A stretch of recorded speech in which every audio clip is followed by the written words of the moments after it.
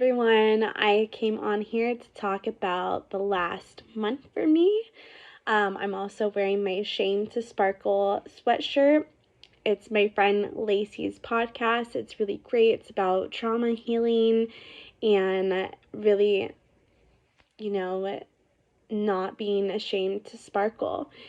And so I wanted to come on here. I haven't been feeling great lately. I've had a cold on and off for a month or so, and then my nervous system has been shot.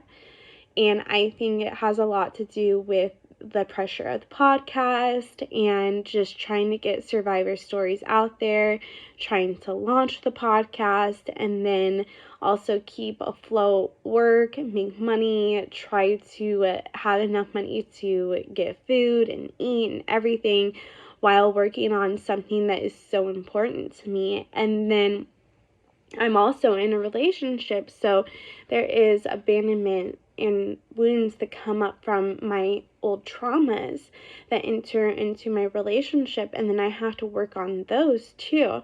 So it's really important to pay attention to your body, pay attention to your nervous system. And when I get out of my routine, that's when everything else gets super amplified and I get super triggered, and then I start to have panic attacks all the time, which I have been having a lot lately. And there is also this interesting factor about being in the public eye and then having people disagree with you all the time. And, you know, I love having conversations. I love having conversations about how we can change and people's different views. But when you are a person and you have a platform and say Army Hammer's following is coming after you, it's really hard to navigate that and stay in tune with your nervous system and stay on top of it. Like, I can't even imagine what Effie is going through and all the Army Hammer survivors, because I've just had hundreds of messages that have been so mean and so wearing and tearing on my mental health. And I said that wasn't affecting me like 4 days ago. And I have a different viewpoint now, because every time I do get a message, I do get the worst anxiety. And this is what we have to deal with as survivors and as a human of PTSD and trauma, is dealing with all these triggers and managing your nervous system. And some days it's a lot harder than others. But when you build your routine and when you bring in those healthy factors and when you stay on top of your healing, it's so important. Like, I have been doing talk therapy, and this week I'm probably going to go to therapy twice. I'm going to do a talk therapy session with my therapist that I normally go to, and I'm honestly going to see a new therapist because I know that I need a different modality for my healing. And so I'm going to bring in that perspective and have a different male trauma perspective. And that to me is actually so hard, but that is the something that I need in my healing journey and my awareness, because males do scare me. And so I need a male perspective in order to deal with my, relationship. And you have to just stay on top of it, keep going, keep trying, keep poking and prodding until you get it to where you want to be, where you get your trauma where you want it to be.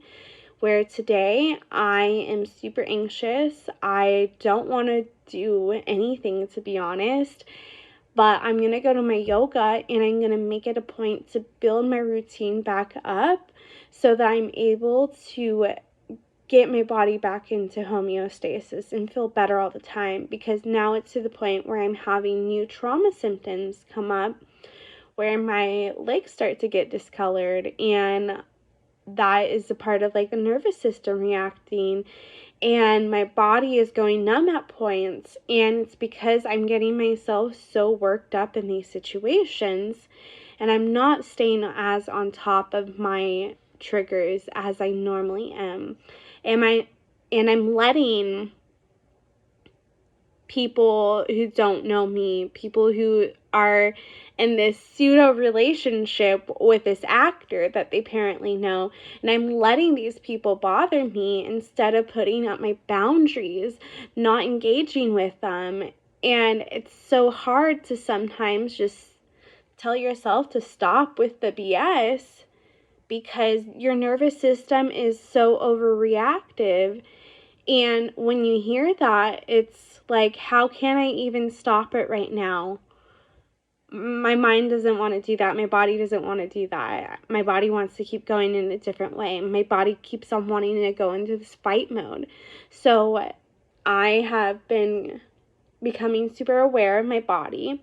I'm doing my yoga, getting back into my yoga practices, but I'm also make sure that I'm doing my breath work and my meditation at night, and that I'm at least doing some stretches in the body so that I'm able to move that trauma around. And so that's what I'm doing to rebuild myself.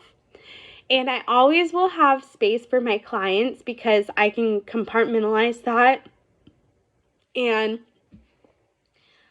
it's different. It's so different. Like, I could be like, okay, this is what's happening to you right now. You need to do this, and that. And I can hold you accountable. But when you're in it yourself, sometimes you need that accountability coach to tell you, hey, what are you doing right now? Snap yourself out of it. And that's why I'm getting a second therapist right now, so I could get on top of my nervous system and so I could get better. Because if you aren't getting better, you need to find a way to get better. And so I hope that is helpful to anyone that's struggling right now, is that you can always get a hold of your nervous system, even if you feel like I do right now. And you can always be the best version of yourself by trying different things and seeing what works for you. And at different times, you're going to have to add more things in. And other times, you can do just like your normal routine. But make sure that you're trying different things. And if you need coaching, I still would love to coach. I am just compartmentalizing my trauma and then bringing in other people when I need to. And it doesn't mean I can't allow space for other people. It just means I'm compartmentalizing when I take on a coaching client and noticing, what are my hours that I could take on this coaching client? What are my times where I can give this coaching client the best of me? And, for me, honestly, afternoons, noon. And I know because I'll do my routines, I'll get to my good place, and then I can take on their trauma. And then there's certain points where I'm like, okay, this is the hour where I want to be alone and stuff. And I really know myself in order to help other people and help myself. So just know, if you're struggling, you can always find a way out of it, and it's always good to get help. So I hope that was helpful, and I'll see you guys later. Bye.